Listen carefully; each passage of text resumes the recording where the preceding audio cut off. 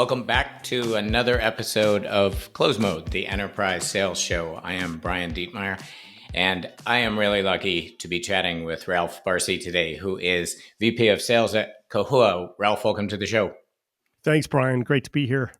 So, having a little side note, having been married to a Hawaiian woman for 20 years who's very active, a nationally competitive hula dancer, I have to ask you about Kahua. That sounds Hawaiian to me. It is. Kahua means platform in Hawaiian. Our company serves the construction industry in providing a project management platform that solves a myriad of problems for construction owners. So yes, Kahua means platform, and we're proud of that name. I have to assume that somewhere some senior leader in the company traveled to Hawaii at somewhere and brought that word in, because it's cool. I don't know. I've seen Hawaiian in any other company name. So, well, you can't rival the spirit of aloha, as you know. So if we can include it in the spirit and culture of our company, we're going to do nice. It all day. Yep. So in the pre-interview, we talked about a lot of things, and you had mentioned this prospecting day that you've done a couple of times, and I had mentioned to you that, yeah, I heard of this, I've seen it done, and your approach was so detailed that that's what we're going to talk about today is prospecting day. So let's start with, so why is it important? Why even do a prospecting day beyond the obvious? What are your thoughts on that? Awesome. So yeah, you know this as well as I do, that there's a number of different problems that a prospecting day can solve. And just, to define prospecting day, this is a collective effort done really by the whole company. So it requires effort, attention, dedication from a number of different business units on one specific day. Focused on prospecting into the marketplace. And some of the problems it solves include, there's never enough pipeline, for example, and pipeline, as we know, at least good, viable pipeline yields revenue. And revenue is known to solve all problems. So there's never enough pipeline, never enough revenue. So it ticks that box. We know that the buying cycle is often vague. So it involves a lot of different stakeholders and processes, et cetera, and requires trusted advisors to help buyers navigate through that process. And if the buyers don't know you or your company or the stakeholders within your company, it's going to be rough for both parties. So a prospecting day kind of gets you out in the field in front of people. And then, lastly, fish, if you go into a fishing boat on the lake, fish don't just jump into the boat. You know what I mean? You've got to have the right bait. You got to go out to the right location on the lake at the right time of day, drop your line in the right spot, be patient, be diligent about it. And guess what? You're going to start catching fish. Same applies to prospecting. Yep. It's so funny you say that. We just had that discussion here the other day about which pond should we fish in. We have our fishing tackle already, but we have to choose the pond. So, okay, to keep that metaphor going.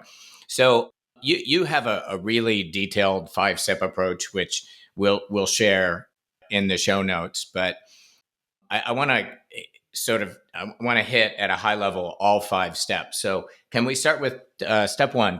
Give me a high level of kickoff. Sure. So just to zoom out a little bit, these 5 steps really represent kind of pre-prospecting day efforts versus during prospecting day versus post. So the first 3 represent kind of pre-prospecting day. And the very first step is determine the why and the how. Okay. So that is driven from Simon Sinek's Golden Circle, where he says, leaders who are really effective are always starting with the purpose, always starting with the why and the center of the bullseye. And then the outer ring is the how, and then finally the what. So as a company, we really want to determine the why. Why are we even doing this in the first place? Why does prospecting make sense? And then we get into the tactics of how it works. So that's at a high level what step 1 is. Got it. So if I'm reading it right, the next step is team prep, which to me is really interesting because I imagine this is terrifying for some. So talk to me a little bit about team prep. Yeah, that's well said. It is. So we have to plan the day. We have to set a date for when prospecting day is going to be. So we'll, typically announce a prospecting day a good 4 to 6 weeks out from when it's happening. So that helps quell the fears of the non-sales folks who are not used to this type of exercise. And it helps us really provide context and some suggested tactics for how everybody could really get involved. Everyone from sales engineers to marketing folks to people on the partner team, right up to the C-suite. Everybody wants to be involved. Everybody understands, for the most part, why we need revenue pipeline and revenue at the end of the day. They just want to play a part. Yeah. And so this is where planning really gets critical, because you really need to orchestrate who's doing what, why they're doing it, give them suggestions, et cetera. And we can go into some detail if you'd like. Yeah. Yeah. It feels like a side benefit would be to, sales sometimes, I don't want to say has a bad name in companies, but people are like, oh, they're cocky. The salespeople have got it made. They make too much money. I imagine there's a little bit of an appreciation for the sales team, for non-sales people who participate in prospecting day. Is that fair? It is fair, but the feeling's mutual. It works as a two-way street. There's a lot of work that, for example, customer success managers do that Yeah. salespeople are unfamiliar with. Yes. And they feel like, oh, you just tend to the account, wait for the renewal, when that's not it at all. There are so many deep mechanics, that go into their work, that it's educational and informative for everybody as well. Absolutely. So let's talk a little bit about operations on prospecting day, right? So we kind of have the why. We had some prep, and now this thing's going live. It's launch day. What's going on that day?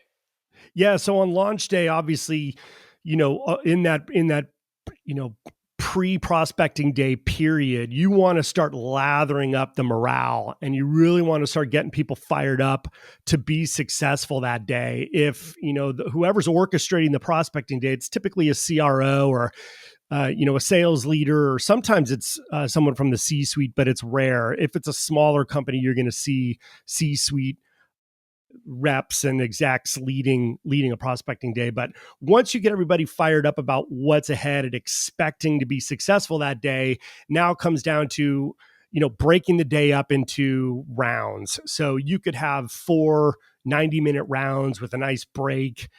You've got a Salesforce dashboard, for example, that's framed up, that is going to be monitoring and managing the metrics that you want to be tracking throughout the day. So at the end of a given round, you can communicate by way of maybe a Slack channel, or maybe you get on a quick Zoom call with the team, or maybe a recorded video goes out to the company saying, hey, it's 10 a.m. local time. Here are some of the spikes that we've seen in today's activity.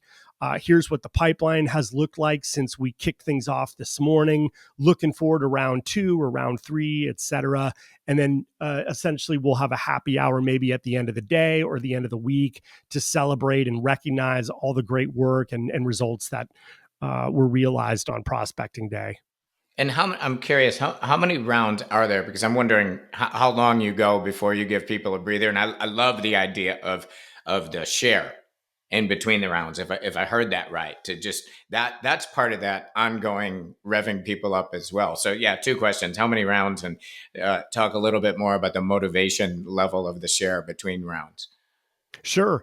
So typically, a day in the life might go like this: from 8:45 to 9, just a 15-minute call happens to kick things off, as we talked about, and get everybody fired up. And then rounds typically last between 60 and 90 minutes. So maybe round 1, and it'd be a total of 4 rounds. So round 1 would go from Okay. 9 a.m. to 10 a.m. And if you're in Fort Lauderdale, Florida, and I'm in Danville, California, 9 to 10 a.m. would be Eastern for you, would be Pacific for me. That'd be round 1. You, as let's say an account executive, would be focused solely for that 1 hour on, well, I have a list of target accounts or key contacts within those target accounts that I want to reach out to. And that's how you'd invest that time. And then there's a half-hour break. And then that's when we could send a video message as to how the round went based on the results we've seen in the dashboard, because a lot of this activity does need to be logged into Salesforce. So Yes. some companies can report on it in real time. Some companies might need a day to kind of aggregate the data, let people log in their activities, and then they can share results maybe a day or two later. It's fine. It still Yeah. accomplishes what we're trying to get done. And then, yeah, 10:30 to 12 would be round two. 12 to 1 would be a lunch. 1 to 2:30 round three. 3 to 4:30 round four. And then at 4:30 you have a happy hour. Hey, Brian really crushed it today. He made X number of calls. Here's some great success stories we have. And you get that collective effort and that collective spirit riled up. So you make me think I want to back up a little bit to the prep. So I'm Mhm. wondering two-part question. One, what sort of practice is there for people who are new to this? And then the other part is how do you scrub and come up with good lists? Oh, okay. So let's start with the second one first. That Okay. obviously that's going to come down to what your ICP is. That's going to come down to if you're an account executive or a CSM, for example, owning a specific patch or territory. Let's say in the U.S. Oftentimes you want to look at what we call the NFL cities. What are the major metropolitan areas? What companies or people within those areas really fit within our ICP? And that's how we start to generate our lists, is who we want to proactively go after and who we want to attract to us at the same time. The first part was, what was the first part? Well, it's about practice. I just wondered Oh, if there's yeah, any yeah. kind of rehearsal or role play or anything, especially for the new players. Yep. So, yes. And, oftentimes on prospecting day, because you want to see such lift in a short amount of time, there's a lot of prep work that can go into it. For example, you could send a lot of preemptive emails to target accounts and to key contacts to say, hey, would love to meet with you on Wednesday at 10 a.m. Local time. Or, if I call between this time and this time, these are the three specific things I'd like to talk with you about. And you're going to notice the probability of them actually booking that call is a lot higher than if you were cold calling them. But again, I don't shy away from cold calling. I have no problem with picking up a phone and talking with somebody out of the blue. But there's a lot of dry runs that must happen if the sentiment of a specific team or business unit is low and they're not confident about the upcoming prospecting day. Well, their leaders need to take responsibility and own kind of the preparation and planning for that specific team. And what's the I'm curious about the structure of the calls, right? You can get in there and do a pitch, do a demo. How do you set up? What are they actually talking to folks about when they're banging the phones? It's a wide range, Brian. So our sales engineers or solutions consultants may conduct a demo, and that counts as prospecting day. It's a demo they booked with their account executive for that specific day. They conduct the demo. That's awesome. That's a meaningful conversation for us. It allows us to gauge whether or not we've got a real prospect here and a real active buying cycle happening. There's, customer success reps, for example, might have a conversation with an existing customer about, hey, these were the three problems we aimed to solve at the beginning of our relationship. How have we done? What could we improve on? What's coming down the pike in terms of maybe annual initiatives that we can be helping with, et cetera? Or if it's a really established relationship with a customer, hey, who else should we be talking to that we're not? Are there any companies or people out there in the marketplace that don't know about us yet, and would you mind warming up an introduction for us? So it really runs the gamut in terms of how you can engage the market on a prospecting day. That's really interesting to me. The notion of custom scripts that didn't enter my mind, and that makes complete sense. I also wonder about the folks who are on the receiving end of this, and if they're getting a call from someone who typically doesn't make sales call, is there like a customer reaction to like? I wonder. I don't want to lead the witness, but I wonder if some people don't enjoy it who are actually getting the call and appreciate what's happening on this day. What is the What's the customer reaction to that? That is a great question. It's a real risk, Brian. So anybody listening who's entertaining a prospecting day, think about the outreach message and think about this, whether it's prospecting day or not. If you want that customer or prospect or potential partner to get the warm and fuzzies about having a conversation about their business and moving the needle for them, they can't wait to talk to you. So it's all a matter of how you Yeah. reach out to them. If instead you reach out and say, hey, Brian, Wednesday the 9th is what we call prospecting day. And I kind of have to go down this list of people and you're on the list. Can I talk to you for 5 minutes? I wouldn't feel comfortable on the receiving end of that. So be mindful and cognizant of kind of how you're reaching out to people in the first place. And you can set the tone, right from the get go. So let's talk about mistakes or the hardest part. Like, what if you were to school somebody up, and again, your list, which people will get, is really thorough. But yeah, what's the mistakes people should avoid that you learned in building out this approach? Not having an owner is a big problem. A lot of people think, everybody on the sales team is going to take care of this. And that's not always the case. You need a single orchestrator, conductor, project manager to see this thing through. And you need somebody who is very organized, is a clear communicator, adopts all vehicles of communicating to get the messages across to all the different business units, because we all pick up information and absorb it differently. So being aware of how people pick up that information, again, goes back to why we're doing this in the first place. Help illustrate a vision of what's ahead and what it is that we can build together if we can pull off successful prospecting days. And then if you want to reel in the rain clouds, you start talking about, hey, every system's perfectly designed to get the results it gets. So if you're kind of frustrated today, it's probably because of things you did not do 3 months ago. Yeah. So what we're going to do is we're going to ignore and avoid distractions, and we're going to focus for one day on prospecting into our marketplace. And I think we're going to surprise ourselves as to what we can accomplish as a team. And now there's a broader benefit, and that is you've got that morale going, the spirit, the teamwork, a collective effort. People feel like they're heading north together with their company, and that you can't even, that's invaluable. You can't even put words to that. Yeah, that's actually a great lead in to another question I had about results. So there's business results, and then I wanted to talk to you about, maybe we call them the soft results or the morale results. So yeah, can you hit on both of those a little more? Sure. Yeah. The hard results, Brian, could obviously point to, well, what's the pipeline we generated of the target accounts, the high value target accounts that we own? What percentage of those accounts did we engage? How many activities did we conduct on this single day? Those are kind of the hard metrics that you can track. The soft metrics, especially when you do prospecting days consistently, are, I mean, they're infinite. So for example, you start to build a culture of proactivity, of people who take initiative, of people who hold themselves accountable, of a team that has high standards and high expectations, knowing that, well, maybe that prospecting day didn't go so well, but I know we're going to have another one in the next 6 to 8 weeks. So I'm going to be even better.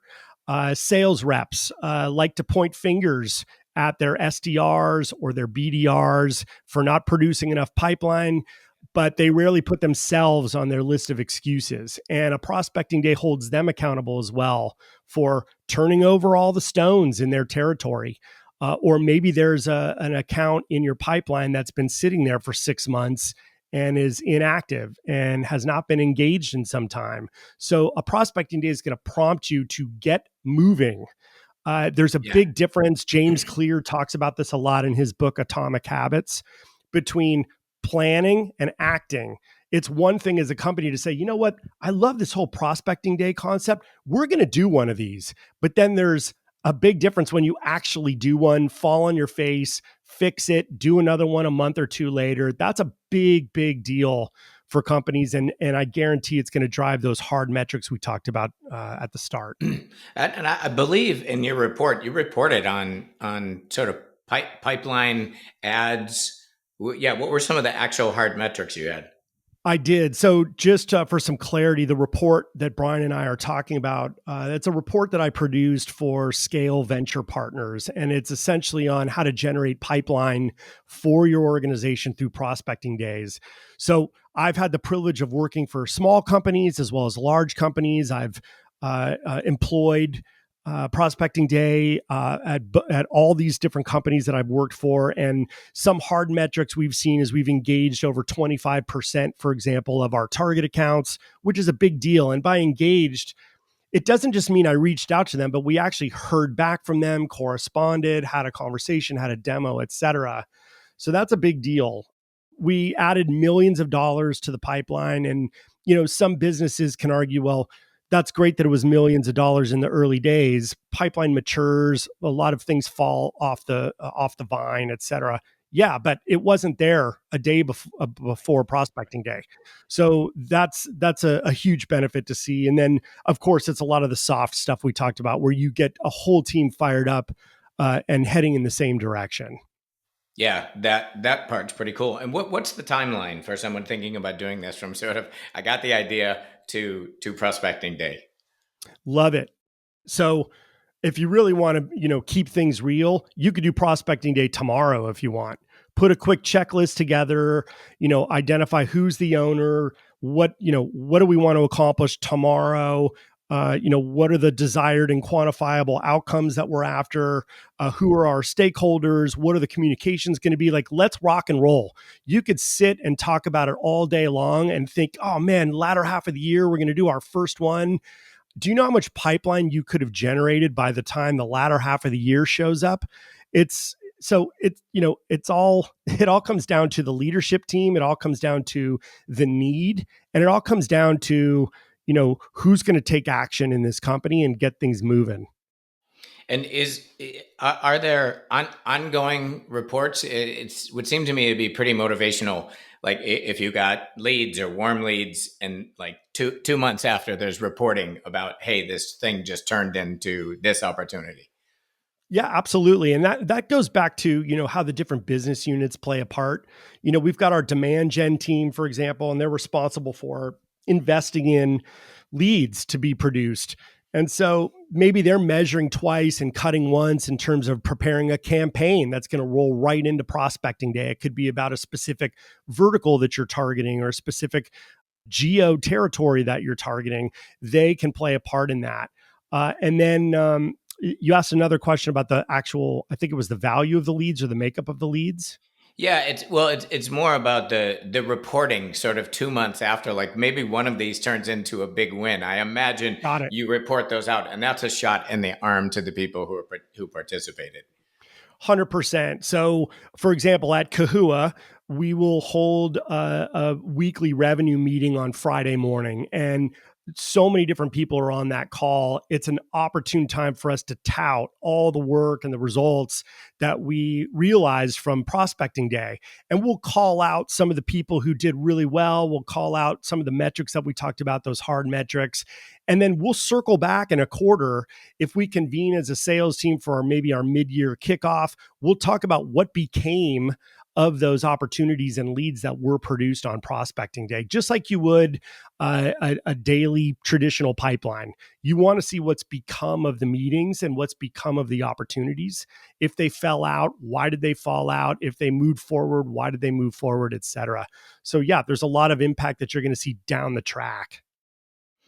That's cool. So, are there any points you wanted to cover today that I missed in my questions? Any really important piece that you feel like you didn't have a chance to get out there?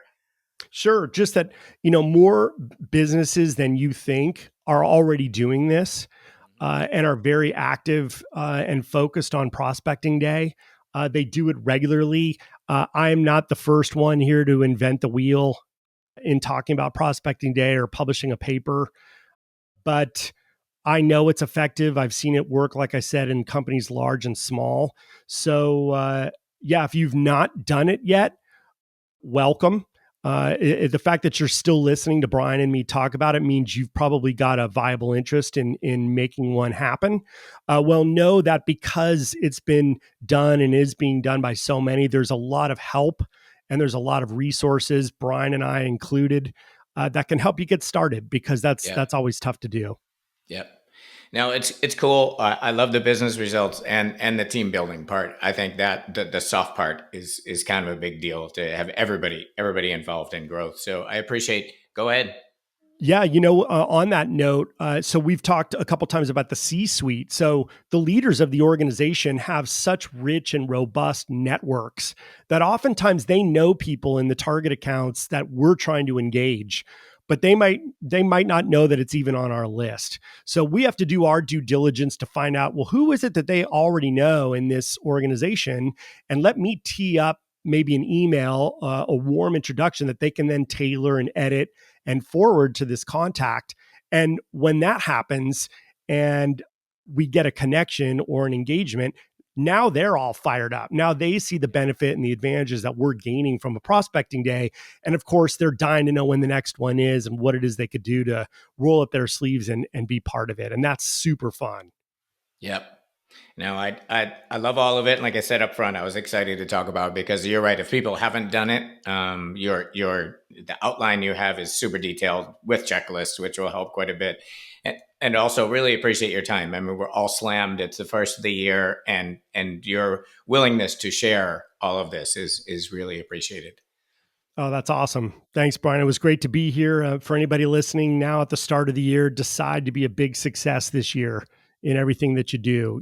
We've got an abundance of opportunity in front of us. Let's go get it. Make sure you are focused more on attracting the opportunities versus pursuing them. And it's going to be a great, great year for all of you.